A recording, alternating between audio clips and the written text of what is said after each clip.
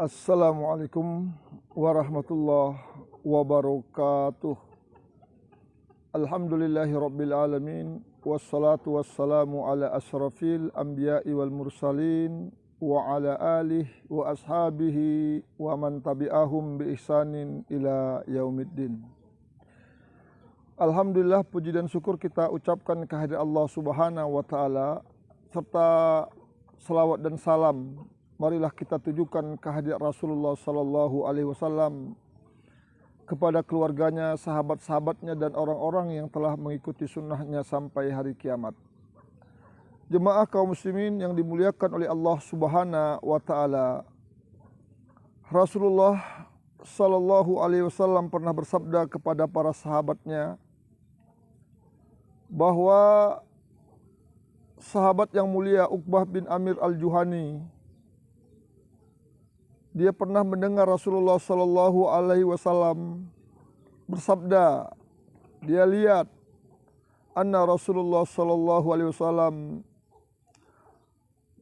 akbala ilahi ruhtun fabaya'at tis'atan wa amsaka anil wahid faqalu ya Rasulullah baya'ta tis'ah wa tarakta hadha inna alaihi tamimah fa'akhadha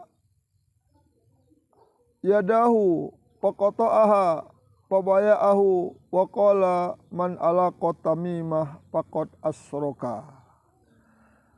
Nabi sallallahu alaihi wasallam pernah bersabda dalam salah satu hadisnya bahwa Rasulullah didatangi 10 orang. Akbala ilahi rutun pabaya'at tis'ah, datangi dia 9 orang. Tis'ah, 9 orang datang ke hadapan Nabi ingin masuk Islam, menukar keyakinannya menjadi Muslim, jadi Islam. Maka Rasulullah sallallahu alaihi wasallam mensyahadatkan yang 8, 1, 2, 3 masuk Islam, disyahadatkan oleh Nabi sallallahu alaihi wasallam. Sampai yang ke-9 dia tarik tangannya, dia tidak mau syahadatkan. Yang 8 tadi sudah Islam, dia katakan, berkata, ya Rasulullah baya'ta tis'ah, kami datang 9 orang ya Rasulullah, sama niat kami ini ingin masuk Islam. Warakta hada, kenapa kau tinggalkan teman kami ini, enggak mau kau Islamkan? Maka Nabi mengatakan, inna alaihi tamimah, sesungguhnya pada badan orang ini, di tubuhnya ini ada jimat. Fa'akhadha yadahu, maka diambilnyalah dari pinggangnya itu, dari badannya, dari tangannya. Faqata'aha, dihancurkan jimat tersebut, diremuk-remuk. Fabaya'ahu, dibuangnya, campakkannya. Maka Nabi mengatakan, man alaqa tamimah faqad asroka, barang siapa menggantungkan tamimah, sesungguhnya dia telah berbuat syirik.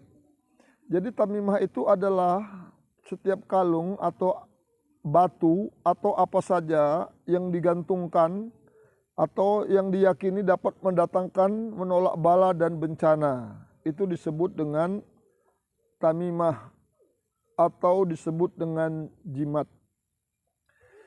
Nabi sallallahu alaihi wasallam pernah melihat juga seorang yang di badannya ada jimat. Nabi katakan, suruh buang jimat tersebut, karena jimat itu tidak akan menambah kecuali kelemahan. Jemaah yang dimuliakan oleh Allah Subhanahu wa taala, yang dikatakan jimat-jimat itu bukan saja galung atau batu atau benang-benang, tulisan-tulisan raja-raja yang digantungkan di dinding-dinding. Tapi ada yang seperti ini, kita lihat ini, seperti benda ini kecil. Ini enggak digunakan orang untuk nusuk, tapi ini dikasih jin. Dijadikan macam-macam, kalau dibawa dapat kayaknya wibawa, orang jadi segan, orang jadi tunduk dan macam-macam sebagainya.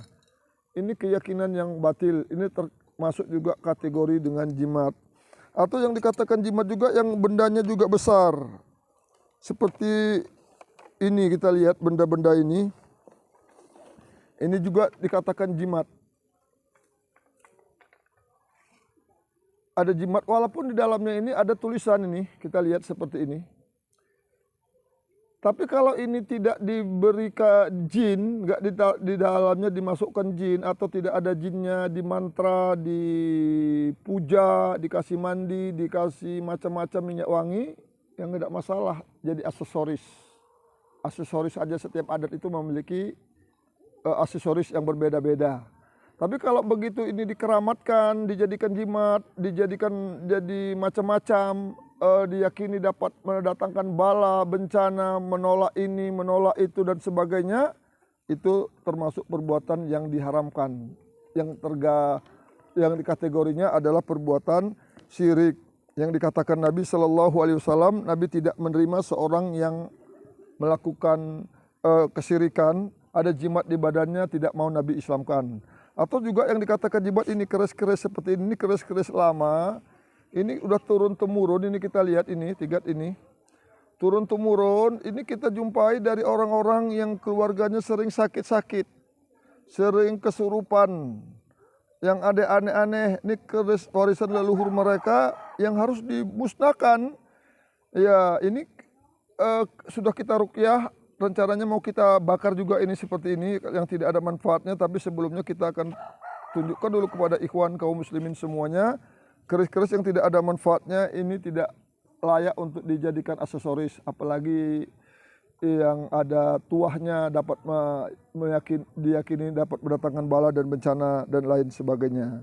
Juga ada keris yang seperti ini juga keris lama, ini entah apalah namanya, saya pun nggak tahu ini benda seperti ini. Ini saya jumpai juga di sininya ada jimat-jimat. Ini masih ada benang-benangnya nih yang udah saya bakar. Ini belum hilang nih benang-benangnya. Di sini ada benang-benang jimat, tulisan-tulisan mantra di sini. Udah saya bakar ini. Ini tinggal sedikit lagi nih, tinggal sisa-sisanya.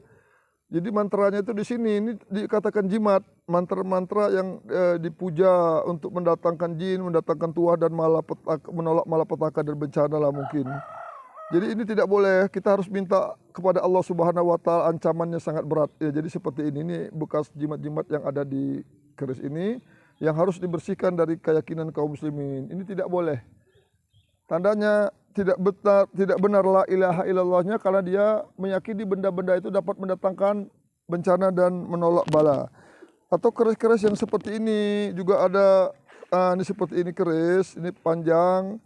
Jadi kalau ini ada manfaatnya untuk jihad, misalnya untuk mempertahankan diri, ya boleh, tapi nggak boleh dikasih datangkan ke dukun, dibaca mantra supaya keris ini hebat, supaya keris ini sakti. Ini keyakinan-keyakinan yang batil di dalam Islam.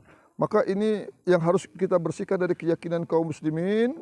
Muslimin ini minta tolong menggantungkan dirinya kepada Allah Subhanahu wa taala dengan benar.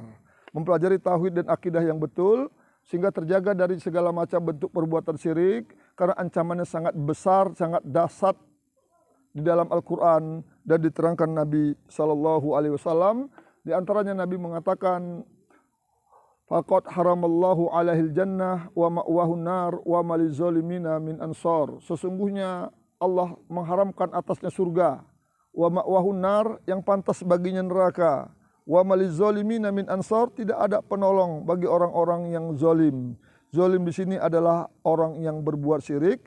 Maksudnya Allah katakan wa malizolimina min ansor, tidak ada penolong bagi orang-orang yang mati berbuat syirik. Anak, harta benda yang ditinggalkan, amal yang dia lakukan ketika hidupnya tidak dapat menyelamatkan dia. Kalau keyakinan syiriknya itu dibawa mati ke dalam kuburnya, dibungkus menjadi satu bersama kain kafannya. Semoga ada manfaatnya kepada saya pribadi dan kepada kita semuanya. Kita berdoa kepada Allah untuk menjauhkan diri dan keluarga kita dari segala macam bentuk perbuatan syirik. Dan jangan dibawa macam-macam acara-acara syirik ini ke rumah kita. Tayangan-tayangan yang berbau syirik, dipotong bisa nyambung lagi kepalanya atau ditumbuk dengan jarak jauh tercampak. Ini adalah keyakinan-keyakinan yang batil yang tidak pantas menjadi tontonan anak dan keluarga kita. Yang harus kita jauhi semuanya dari diri dan keluarga kita, perbuatan-perbuatan semacam ini. Semoga Allah memudahkan kita menjauhkannya dan menyelamatkan diri kita dan keturunan kita dari segala macam bentuk perbuatan syirik ini. Kepada Allah kita mohon ampun. Assalamualaikum warahmatullahi wabarakatuh.